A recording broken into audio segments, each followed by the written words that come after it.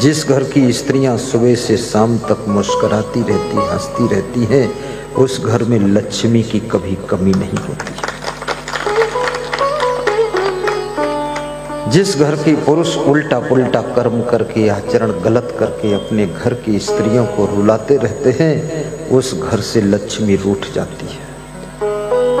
इसलिए अपनी माता बहन को रुलाना मत, वाइफ को भी दुखाना मत। तुम्हारे देश का प्रधानमंत्री अपनी बूढ़ी माँ के दर्शन के लिए जाता था, आशीर्वाद लेता था, इसलिए वो इतना आगे बढ़ा। माँ का आदर करो, पिता का सम्मान करो और गुरु का ध्यान करो और संत महात्माओं के प्रवचन सुनो। अपने घर को मंदिर समझो। सुबह शाम दोपहर घर को क्लीन करो। भोजन को महाप्रसाद समझो। जितनी भूख उतना थाली में लीजिए। अधिक भोजन लेकर फेंकना बहुत बड़ा पाप है। बच्चों को संस्कार भी दीजिए और शिक्षा भी दीजिए। और गुरु के चरणों में मन की डोरी बांध कर रखिए। कभी हिम्मत मत हारिए। वनवास जब भगवान राम का हुआ है, हिम्मत, हिकमत, मेहनत, खिदमत, किस्मत के बलबूते राम वनवास में भी मुस्कुरा रहे। तुम्हारे पास तो घर है, सब ठीक है, वनवास भी नहीं हुआ है, फिर भी मुंह ऐंठते रहते हैं, टेंशन में रहते हैं, दुखी रहते हैं। थोड़ा थोड़ा मुस्कुराते रहा करो। जहाँ बैठो खुश रहो। बहू को भी चाहिए कि अपने सास ससुर को देख करके मुस्कुराइए कि हम किस्मत वाली हैं जो हमें सास ससुर कवच कुंडल की तरह मिले हुए हैं। सास ससुर के पांव छुओ। ये मॉडर्न लाइफ मत जियो। मॉडर्न में ही मर्डर होता है। मॉडर्न मत रखो, ये मर्डर होगा। आप तो हमारी प्राचीन जो संस्कृति है, भारतीय संस्कृति, देव संस्कृति, और जो हमारे देश की धार्मिक संपदा है, उसके अनुसार जीवन जियो, उसके अनुसार अपनी महिमा को भूलो मत। एक बात ये भी याद रखो, तुम अजर अमर अविनाशी आत्मा हो। ये शरीर तो ऊपर का कब्र है, शरीर तो पिंजरा है। ये पिंजरा धीरे धीरे पुराना हो रहा है, धीरे धीरे बुढ़ापा आ रहा है। असली पंछी तो ये चेतन स्वरूप आत्मा ही है। इस शरीर को एक दिन ये चेतन आत्मा छोड़ेगा, त्याग करेगा, और ये आत्मा पंछी जाकर के दूसरी जगह जन्म लेगा। मनुष्य जीवन ही एक ऐसा जीवन है जिसमें तुम कर्म कमाई कर सकते हो, जन्म जन्म के भाग्य को बना सकते हो। जो कुछ मिला है तुम्हारे ही कर्मों का फल है। जो आगे फिर मिलेगा उसकी तैयारी करने का अवसर है।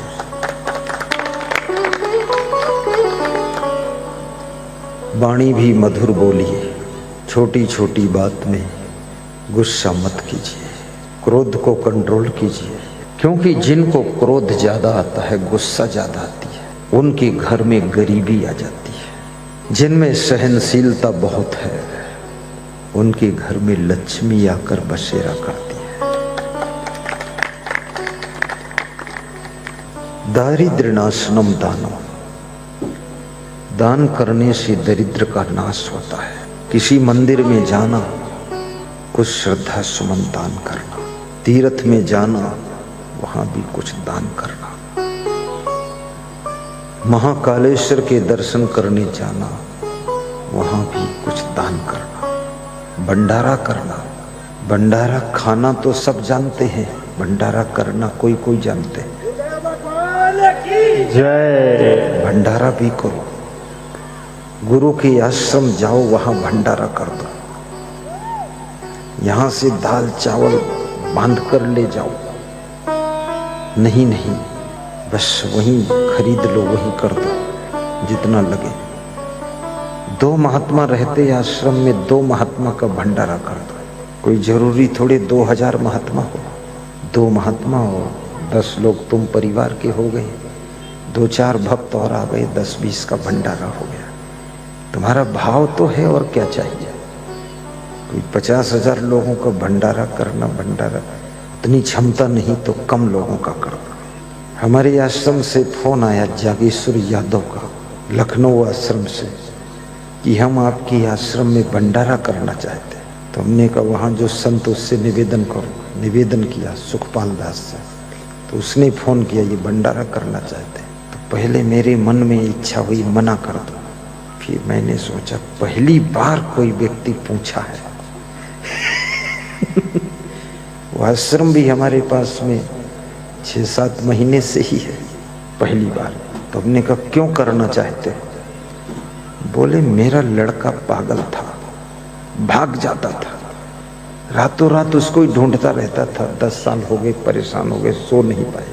6 महीने आपके चरणों में ध्यान लगाया, रोज प्रवचन सुना, और रोज यहाँ जब तुम रहते थे लखनऊ आश्रम में तो मैं दर्शन के लिए आता, कभी दूध लाता था, कभी कुछ लाता था। बोले मेरे लड़के का माइंड ठीक हो गया, इसी खुशी में भंडारा करना। तो मैंने कहा कर दो। बोले यहाँ 2 ही संत हैं। मैंने कहा 2 का ही कर दो। बोले इसमें तो 150 रुपये में ही हो जाएगा। हमने कहा चाहे 20 रुपये में हो जाए, कर दो आप। तो 150 रुपये में भंडारा हो गया। वो 2 साधु कितना खाएगा? सुखपाल दास और त्रिभुवन दास। अब लखनऊ में बहुत से भक्त हैं, वो सभी भक्त सोच रहे हैं कि हम भी भंडारा कर रहे हैं। तो महीने में दिन तो 30-31 ही होते हैं, और भक्त है हजारों। तो छोड़ो, बात खत्म कर दो। पूरे साल के 365 दिन का बंटवारा कर लो, एक तारीख ले लो और भंडारा कर दो। 2 साधु में क्या फर्क है? और जब हम आए 25 साधु लेकर, 30 साधु लेकर, तो भंडारा बंद कर दो, कम खर्चा हो। नहीं तो हमारी मंडली तो फिर ज्यादा माल छकेगी। 25 साधु में भी ज्यादा खर्चा नहीं, एक टाइम का भोजन बस, वही ज्यादा से ज्यादा 60, 70, 80 रुपये लगते हैं। चावल, दाल, रोटी। महाकाल में जाकर भी भंडारा कर दो। भंडारा जो करता है उसके घर में भंडाफोर नहीं होता। अन्नदान सबसे बड़ा दान माना गया है। अभी प्रयागराज में जो कुंभ हुआ था पिछले बार, तो उसमें एक भक्त गया था मध्य प्रदेश का, तो मेरे से कह रहा था रात में मैं सोया था तो ठंडी लग रही थी, तो कोई आया तो नई रजाई उड़ाकर चला गया, और सवेरा हुआ जब घंटी बजी तो रजाई उठाकर चला गया। सवेरे रजाइयां सब स्टॉक कर दी जाती थी। बोले ऐसी सेवा हुई है। 20,000 प्रयाग कुंभ मेला के नर नारी निःशुल्क प्रेम से भंडारा खाते थे। उज्जैन कुंभ में आप जाइए, अनेक साधु संत भंडारा कर रहे हैं, अनेक भक्त भंडारा कर रहे हैं, अनेक समाज वालों की तरफ से भंडारा हो रहा है।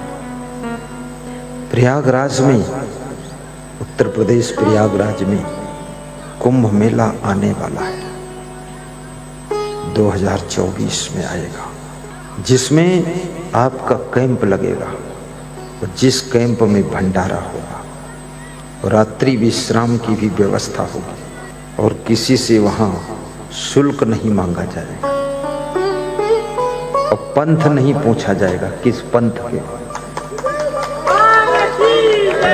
ये भी नहीं पूछेंगे तुम्हारा कौन गुरु, तुम्हारा कोई गुरु हो ना हो, या तुम खुद ही गुरु हो, तो कोई भी हो, जाति पाति मत पंथ मजहब संप्रदाय कुछ नहीं, आईडी फाईडी कुछ नहीं देखी जाएगी। आप अपने कैंप में आइए, रात्रि विश्राम करिए, त्रिवेणी संगम में डुबकी लगाइए, अपने कैंप में सुबह दोपहर शाम भोजन नाश्ता लीजिए, और प्रेम से रहिए, पूरे मेला का दर्शन कीजिए, कोई चिंता करने की जरूरत नहीं।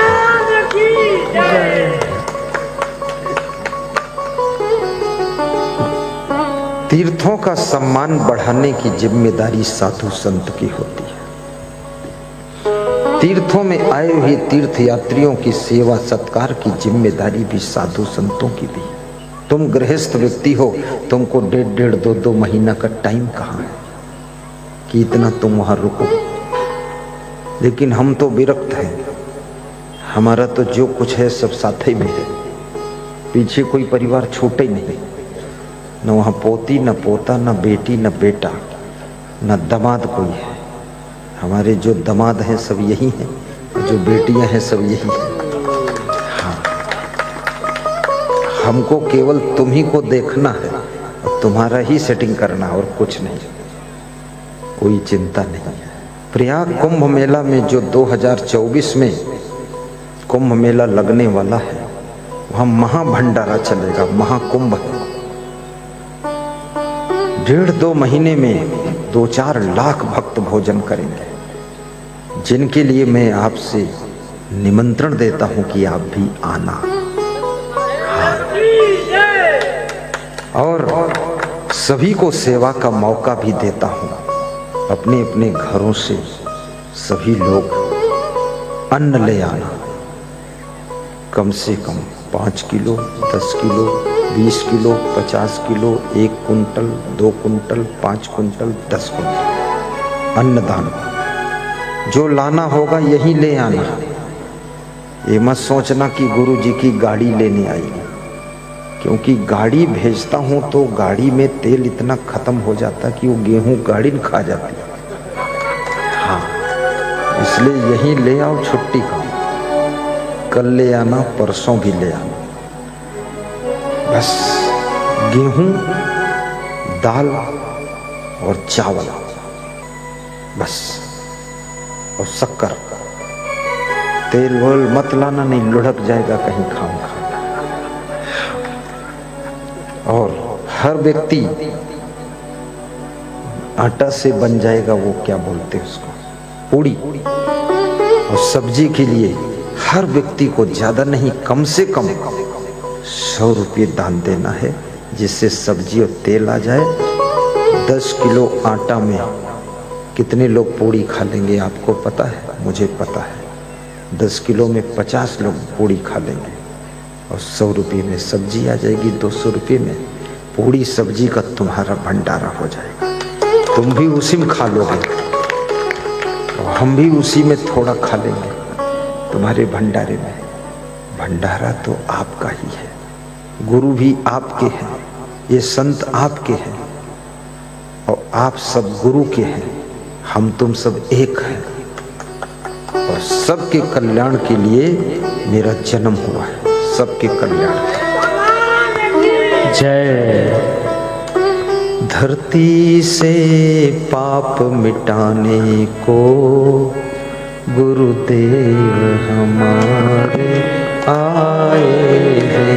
धरती से पाप मिटाने को गुरुदेव हमारे आए हैं। भक्तों के प्यारे आए हैं, ए राज दुलारे आए हैं। भक्तों के प्यारे आए हैं, ए राज दुलारे आए हैं।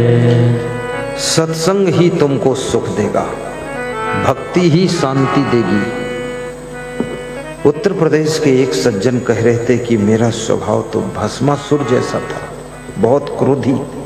बोले सत्संग सुनते सुनते अब 5% क्रोध बचा है, 95% गम खा लेता। उनकी पत्नी बोली कि अरे इनके साथ जिंदगी गुजारना नरक हो गया। जब से सत्संग से जुड़ गए तब से शांति मिली। इसलिए परिवार को सत्संग दीजिए। महाराजा दशरथ के परिवार में कितना सत्संग होता था। गुरु वशिष्ठ रोज आते थे, विश्वामित्र आते थे। वही सत्संग का ज्ञान जब राम का वनवास होता है तो राम जिद नहीं करते हैं, क्रोध नहीं करते हैं, मुस्कुरा कर वनवास स्वीकार कर लेते हैं। राजपाट के लिए लड़ाई नहीं होती। कौरव पांडवों के बीच में कोई गुरु नहीं है, कोई संत नहीं है, कोई सत्संग नहीं है, इसलिए वहां पर महाभारत युद्ध हो जाता है। लेकिन राम भरत शत्रुघ्न के बीच में, राजा दशरथ के घर में गुरु वशिष्ठ खड़े हैं, गुरु विश्वामित्र खड़े हैं और साधु संतों का सत्संग है, तो वहां पर युद्ध नहीं होता है, बल्कि सबका अंतःकरण शुद्ध हो जाता है, शुद्ध हो जाता है। जय जय। आज के सत्संग में मुख्य अतिथि के रूप में पूजा दीदी भी पधारी हुई है। खड़ी हो पूजा दीदी। हम तो पूजा पाठ रोज करते हैं, दीदी आज मिली है। मुस्कुरा जी दीदी, उधर मुड़ जा। हाँ, ताली बजा दो दीदी के लिए। ये महिलाएं भी यहाँ कमजोर है, लसुड़ली धाकड़, नाम गांव का धाकड़ है, इतना कमजोर। जोर से ताली बजा। हाँ बस, वो महिलाएं इतना ठसाठस बैठी है कि ताली बजाने का, हाथ हिलने की जगह नहीं।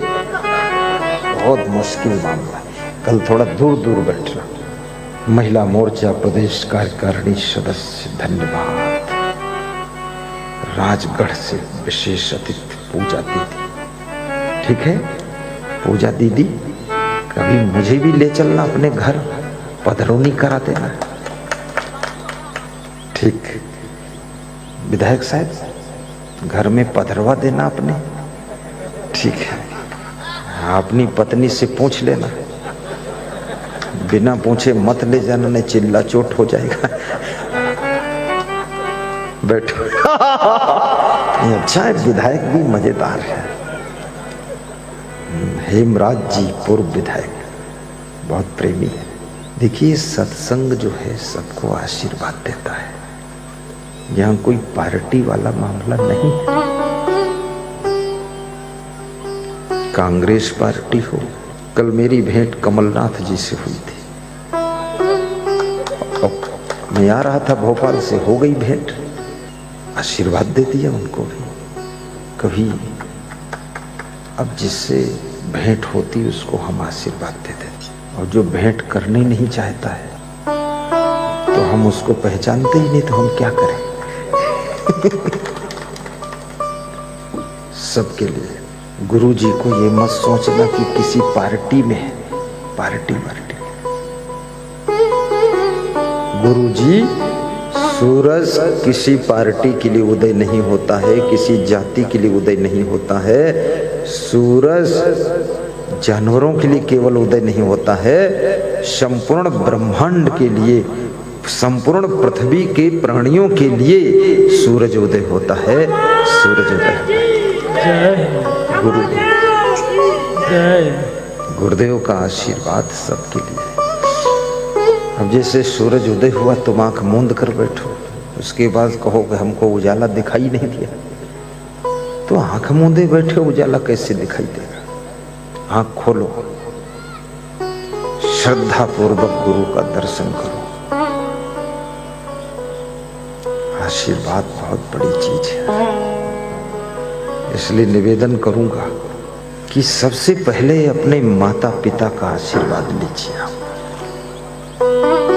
किसी भी पॉइंट पर सफल होना है, उनका आशीर्वाद ले। उसके बाद संत गुरु का आशीर्वाद ले। उसके बाद समाज में जो भी तुमसे बड़े हैं उनका आशीर्वाद ले। उम्र में बड़े हो, धन में बड़े हो, बुद्धि में बड़े हो, गुणों में बड़े हो, रिश्ते में बड़े हो, उनका सबका आशीर्वाद ले। सबको हाथ जोड़ लो। सिया राम मैं सब जग जानी, करो प्रणाम जोर जुग पानी। ऐसा करो और अपने माता पिता के तो पैर रोज छुओ, सास ससुर के पैर छुओ। कितनी बहुओं के बच्चे नहीं पैदा होते, ऐसी बहुत बहुएं हैं। अब उनके माँ बाप भी परेशान हैं कि बेटी के कोई बच्चे नहीं हो रहे, सास ससुर परेशान हैं इसके कोई बच्चे नहीं हो रहे, वो भी पति पत्नी परेशान कि हमारे कोई बच्चे नहीं हो रहे। और परेशान होकर फिर कभी कभी देवी देवता के मंदिर में जाते, वहाँ बच्चे मांगते हैं। कभी कभी मेरे पास आ जाते हैं, जब सब जगह से थक जाते हैं तब मेरे पास आते हैं कि अब तुम कुछ कर दो। तो मैं क्या कर दूं? भले बच्चे कर दो। तो कैसे होगा बच्चा? सीधा फार्मूला, सच्चा फार्मूला, सस्ता फार्मूला, सुन लो कान खोल के। पति लोग भी सुने, पत्नी भी सुने। अपने सास ससुर को हाथ जोड़कर 7 परिक्रमा करके पांव छू के मस्तक उनके चरणों में छुआ दो, बच्चा हो जाएगा। उसके बाद गुरु जी का ध्यान कर लो। पहले उनको हाथ जोड़ के प्रणाम कर लो फिर। लेकिन तुम सास ससुर से तो बहुत नाराज हो, मुश्किल वहां पैदा हो गई। सास ससुर से नाराज मत हो। और एक बात कहूं, बहू में कोई गलती भी हो थोड़ी तो सास ससुर को नाराज नहीं होना चाहिए। क्षमा कर दो बेटी समझ करके। ये माया का संसार गलतियों का संसार है। यहाँ पर छोटी मोटी गलतियां लोगों से होती हैं, हो जाती हैं, हो सकती हैं, हो रही हैं और होंगी। अगर क्षमा नहीं करोगे तो किसी के साथ में गुजारा हो भी नहीं सकता। माफ करो, क्षमा कर दो। यहां जो अपना है वो भी सपना है और बाकी तो संसार सब सपना है ही। फालतू टेंशन भी मत करो। जब बेटों के बेटे हो जाएं तो थोड़ा टेंशन मुक्त रहना सीखो। अब तुम्हारी पारी समाप्त हो चुकी, अब बुढ़ापे में क्यों हैरान होते हो खामखा? प्रवचन सुनो, आनंद से सो जाओ। और बूढ़े लोग सोते ही नहीं है, रात दिन बूढ़े और बुढ़िया दोनों मिलके ना मालूम कौन माला फैलते, खुदर बुदर खुदर बुदर। अरे सो जा, डोकरा डोकरी। जब तेरे बेटे बाप बन गए और बहुएं मां बन गई, अब तुम्हारी पारी समाप्त, काम खत्म। इतना सोचने से कोई मतलब भी नहीं है। आज देखना रात में जितने डोकरा डोकरी है, बूढ़े हैं, सब बेहोश सोएंगे। बहू बेटा टेंशन में पहुंच जाएंगे, इनको हुआ क्या है, इनको हुआ, अरे गुरु जी की दुआ, यही इनको हुआ, हाय मेरी बुआ। कोई चिंता नहीं। वो दीदी भी खुश है और विधायक भी सोचता होगा, अरे जाने दो विधायकी इधर उधर, गुरु जी के पास ज्यादा अच्छा, फिर से विधायक बन जाएगा, उसमें क्या फर्क है। चुनाव हार भी जाओ तो दुखी मत हो, फिर मूंग का हलवा बनाकर खाओ। ऐसे तो रवा का हलवा बनाओ, सूजी वाला, लेकिन हार जाओ तो मूंग की दाल का हलवा। सो जाओ रजाई ओढ़ के, झंझट खत्म हुआ। निश्चित रूप से तुम जीत जाओगे। कभी टेंशन मत लेना, चिंता मत करना। हार जीत जीवन का तो अंग है, कभी हार कभी जीत, ये तो हमारे जीवन का संगम है। कोई चिंता नहीं। बस 4 से 5 किलोमीटर रोज सुबह पैदल चलो, हर नेता के लिए जरूरी है। कोई साथ नहीं देगा जिस दिन तुमको बीमारी आएगी। ना पार्टी का कोई नेता आएगा, खाली फोन लगाकर पूछ लेगा तबीयत कैसी है। वो पूछ रहा मर गए हो तो छुट्टी मिले किसी दूसरे टिकट पे। बेईमान आदमी, तुम इतना पार्टी के लिए मर मिटे फालतू। ठीक है, जैसे मैं बहुत बिजी रहता हूँ, लेकिन सुबह सब संतों को लेकर और भक्तों के साथ में 5 किलोमीटर, 2.5 किलोमीटर जाना और 2.5 आना, 4-5 किलोमीटर पैदल चलता हूँ। बड़े सुख की नींद आती है। जिनको नींद ना आती हो उनकी सबसे सस्ती दवा, तेज चाल में सुबह सुबह पैदल चलो 5 किलोमीटर। खूब नींद आएगी, खूब भूख लगेगी, खूब पाचन तंत्र सही रहेगा। और लेटे लेटे प्रवचन सुनो, खूब नींद आएगी। प्रवचन चलता रहेगा, तुम सो जाओगे। लेटे लेटे ध्यान लगाओ, ध्यान में सो जाओ। बैठे बैठे ध्यान लगाओगे, कमर में दर्द होगा। ध्यान को मन से करना है कि शरीर से करना? लेट जाओ, लंबा मच्छरदानी लगा लो, मच्छर भी न काटे, उसके भीतर ध्यान करो, फिर देखना क्या आनंद आता है। आप सभी का जीवन मंगलमय हो।